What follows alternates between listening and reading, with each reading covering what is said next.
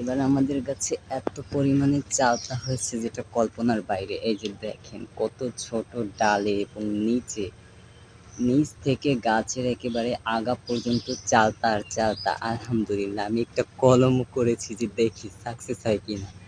আমি সবটাই ট্রাই করে দেখি যে কোনটায় কি হয়। দেখেন এই ডালটায় কলম করেছি, এটাও ছিল চালতা, তো ঝরে গেছে আর একদম মাথার উপরে বাজে ঝরে গেছে। দেখেন কি পরিমাণে চালতা, গাছটা বিশাল বড় আর এবার এত পরিমাণে চালতা হয়েছে। আলহামদুলিল্লাহ আলহামদুলিল্লাহ।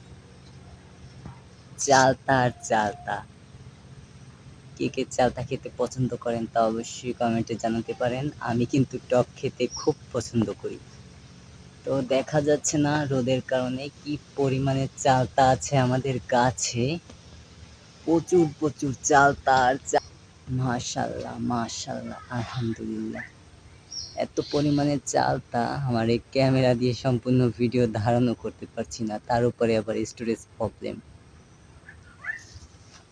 কি পরিমাণে চালতা আছে।